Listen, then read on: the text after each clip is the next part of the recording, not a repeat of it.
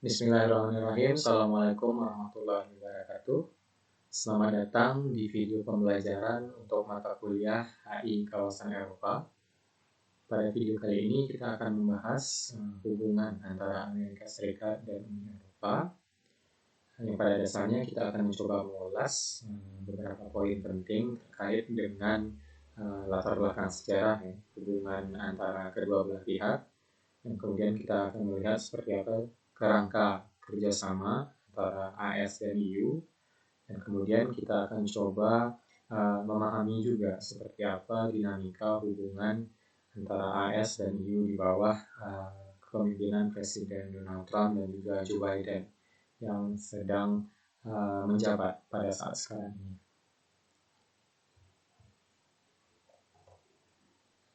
Nah, kalau kita mencoba melihat dari sisi latar belakang, interaksi yang terjalin antara masyarakat Eropa dengan Amerika itu dapat ditelusuri dari periode lebih kurang 500 tahun yang lalu. Pada tahun lebih kurang tahun 1500-an, di mana ini salah satu momen terjalinnya interaksi antara masyarakat dari Eropa yang bermigrasi ke benua Amerika. Nah, dari momen ini yang juga dikenal era saat dimana maraknya masyarakat atau bangsa Eropa melakukan penjelajahan ke seluruh dunia, yang juga akhirnya menemukan the new world, sebutan untuk benua Amerika pada saat itu. Dan inilah lebih kurang salah satu kontak awal antara bangsa-bangsa Eropa dengan Amerika secara keseluruhan.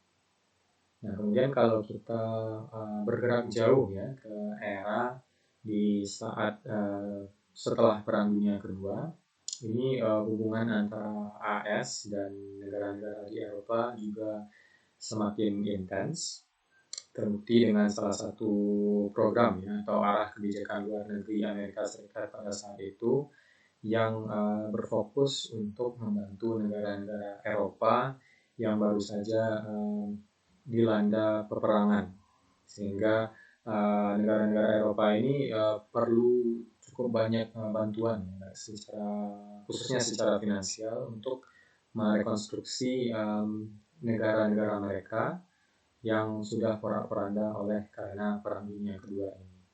Nah, dan salah satu program yang diinisiasi oleh pemerintahan Amerika Serikat saat itu adalah dikenal dengan Marshall Plan, yang bertujuan untuk membantu negara-negara Eropa ini bangkit dari Perang Dunia Kedua.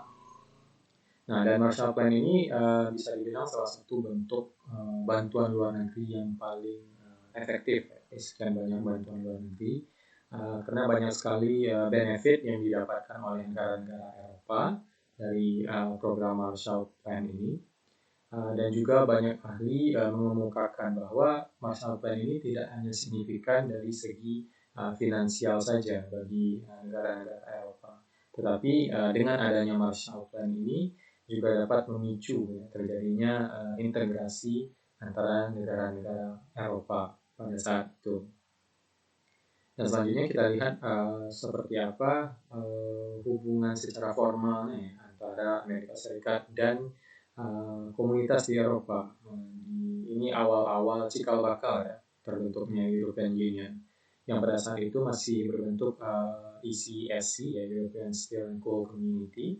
Ini sudah hubungan secara formalnya sudah ada semenjak tahun 1953, yang kemudian juga diikuti dengan pengiriman perwakilan di masing-masing wilayah, perwakilan dari European Commission di tahun 1954 dan juga di tahun 1956 perwakilan dari Amerika Serikat sendiri untuk European Commission. Nah, kemudian tadi kita sudah melihat seperti apa relasi antara AS dan EU, dan sekarang perlu juga bagi kita untuk memahami seperti apa bentuk kerangka kerjasama resmi antara kedua belah pihak ini. Nah, tepatnya di tahun 1990 ada semacam deklarasi yang dilakukan oleh AS dan European Community, waktu itu masih berbentuk European Community, yang dikenal dengan Transatlantic Declaration. Jadi ada sedikit typo di sini. Transatlantic Declaration yang diumumkan tahun 1990. Dan kemudian dari deklarasi ini 5 tahun selanjutnya dibentuklah sebuah framework, kerangka kerjasama yang dikenal dengan The New Transatlantic Agenda atau NTA. Nah, NTA inilah yang menjadi basis hubungan bilateral antara AS dan juga EU hingga hari ini. Nah, pada dasarnya NTA ini mencakup cukup banyak poin-poin. Ya, ada kurang 150-an poin yang ada di dalam NTA ini yang bertujuan untuk membangun kerjasama yang lebih intens antara AS dan European Community pada saat itu. Nah, kemudian kalau kita coba simpulkan ya, ada 4 poin besar sebenarnya yang ada di dalam NTA ini. Seperti yang bisa dilihat di layar, beberapa poin ini terkait dengan isu-isu internasional, isu-isu global. Jadi tidak hanya sekedar berbicara mengenai hubungan bilateral antara AS dan Eropa saja, tetapi ini juga mencakup isu-isu global. Karena pada dasarnya baik Amerika Serikat ataupun European Union keduanya memiliki shared values. Ada nilai atau prinsip-prinsip yang mereka usung secara bersama dan mereka juga berupaya untuk mempromosikan nilai-nilai ini ke seluruh dunia. Dan dari 4 poin NTA ini terlihat bagaimana mereka juga berupaya menghadapi tantangan-tantangan yang ada di dalam komunitas internasional, sehingga diharapkan kolaborasi antara kedua entitas ini dapat membantu ya, atau memperbaiki kondisi-kondisi internasional yang dihadapi berbagai macam permasalahan. Nah, kemudian berkaitan dengan penerapan NTA ini, seperti apa penerapannya?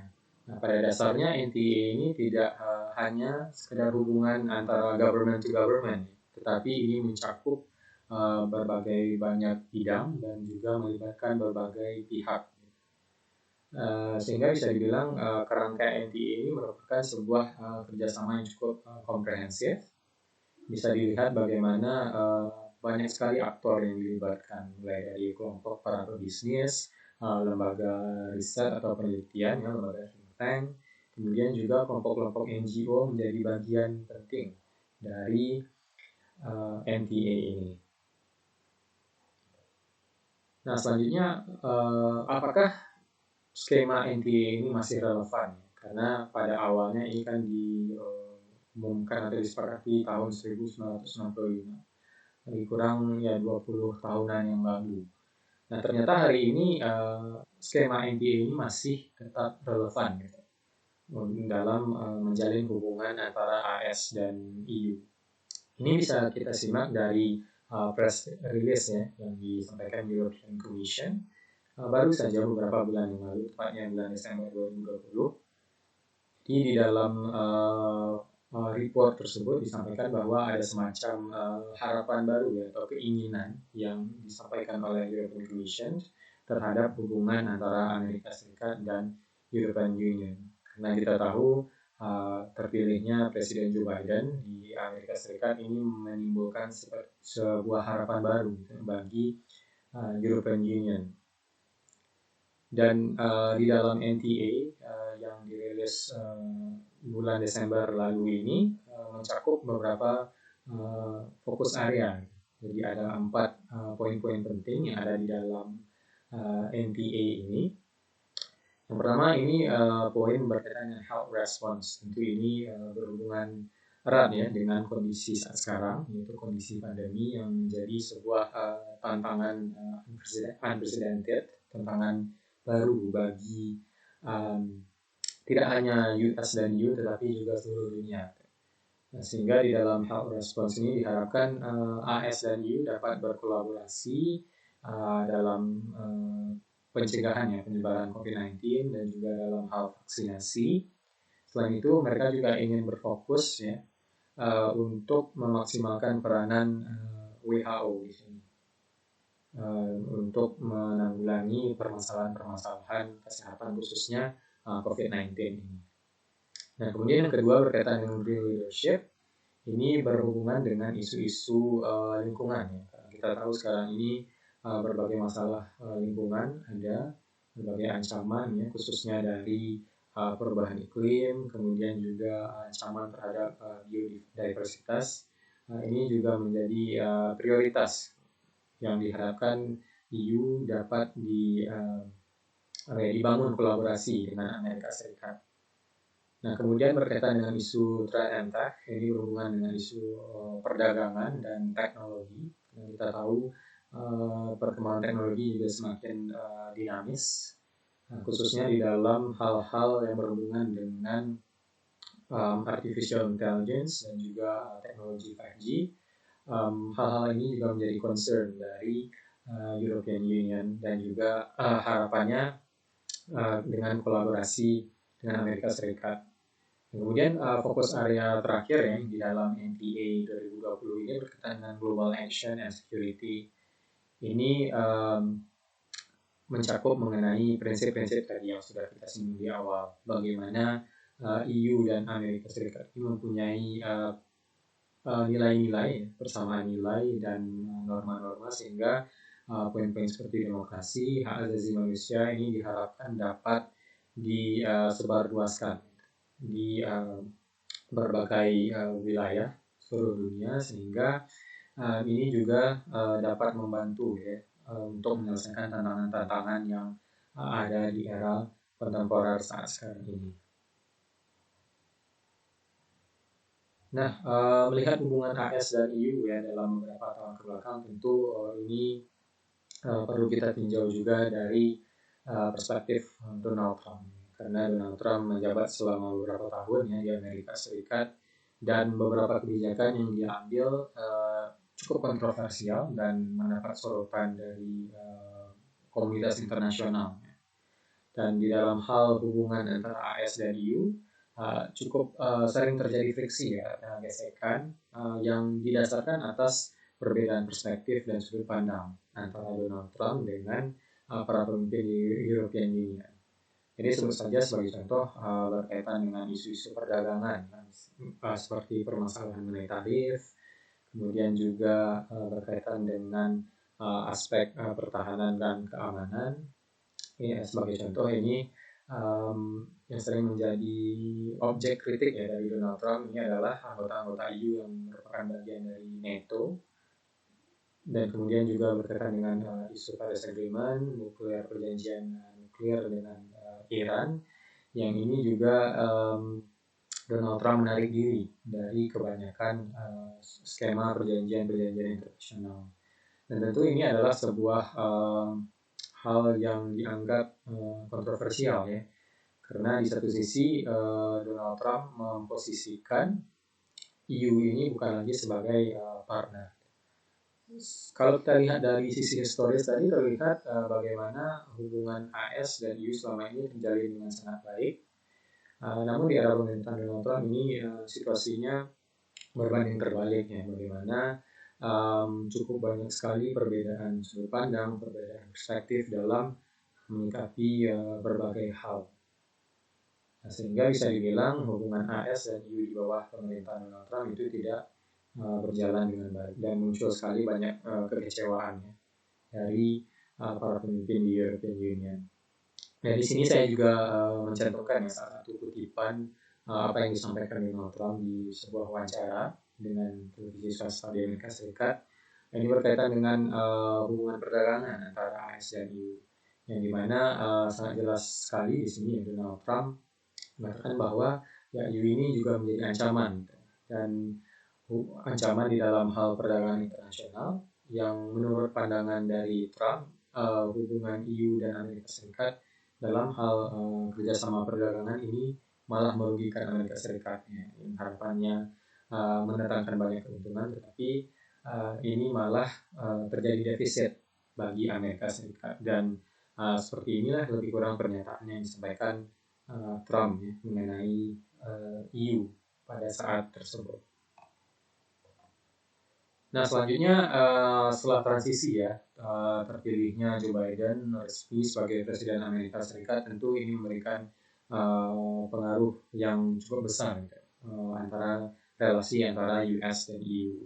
Karena pada dasarnya cukup banyak ekspektasi ya terhadap Joe Biden, dan ya ekspektasi ini tidak eksklusif hanya datang dari EU, tetapi dari masyarakat internasional juga memiliki harapan yang besar terhadap Joe Biden. Dan di satu sisi Joe Biden pun sangat menekankan sekali ya dengan pernyataan seperti America is back, yang pada dasarnya ia menekankan bahwa Amerika di bawah kepemimpinannya diharapkan dapat merekonstruksi atau memperbaiki hubungan Amerika Serikat dengan dunia maupun urusan domestik Amerika Serikat yang selama ini sudah dirugikan ya, dari kebijakan-kebijakan atau miskalkulasi yang sudah dilakukan oleh Donald Trump, sehingga momen America is back ini yang juga menjadi harapan dari European Union untuk memperbaiki hubungan mereka berdua. Nah, selanjutnya kalau kita tinjau juga seperti apa langkah dari Joe Biden, ini bisa kita simak ya dari beberapa rencana atau program yang sudah disampaikannya. Nah, salah satunya bisa kita lihat juga di sebuah artikel di Foreign Affairs yang ditulis oleh Joe Biden sendiri, yang dipublikasikan lebih kurang beberapa bulan sebelum presidential election di Amerika Serikat. Jadi artikel yang berjudul Why America Must Lead Again pada dasarnya ini menggambarkan seperti apa langkah-langkah yang akan diambil oleh Joe Biden ketika dia terpilih sebagai Presiden Amerika Serikat. Dan dari beberapa banyak poin yang disampaikan di sana, dapat kita tarik sebuah kesimpulan berkaitannya dengan kerjasama antara US dengan negara-negara atau aktor-aktor internasional lainnya. Joe Biden sangat menekankan sekali di sini prinsip-prinsip kerjasama tersebut. Tentu ini sesuatu yang cukup bertolak belakang ya dengan posisi Donald Trump yang lebih mengedepankan America's First-nya dan juga prinsip unilateral. Sedangkan Joe Biden di sini lebih menekankan kerjasama dengan aliansinya dan juga dengan negara-negara yang mengusung prinsip-prinsip dan value yang sama, khususnya negara-negara demokrasi. Dan lebih kurang poin-poin inilah yang ditekankan oleh Joe Biden di dalam artikel di Foreign Affairs tersebut. Dan tentu kalau kita mencoba melakukan penilaian terhadap kepemimpinan Joe Biden, saya rasa ini juga masih terlalu dini karena masih berlangsung beberapa bulan, sehingga susah juga kalau kita benar-benar mencoba untuk membandingkan seperti apa pemerintahan Donald Trump dan seperti apa pemerintahan Joe Biden, karena ini masih sangat baru sekali. Nah, kemudian kalau secara keseluruhan ya dapat kita coba simpulkan juga bahwa hubungan antara AS dan EU ini terjalin dengan sangat baik, tidak terlalu banyak dinamika yang terjadi di sini, terkecuali di era pemerintahan Donald Trump yang sangat signifikan sekali menurun kualitas hubungan antara kedua belah pihak. Tetapi secara umum bisa dibilang Amerika Serikat ini merupakan salah satu partner terbaik dari European Union, dan begitu juga sebaliknya.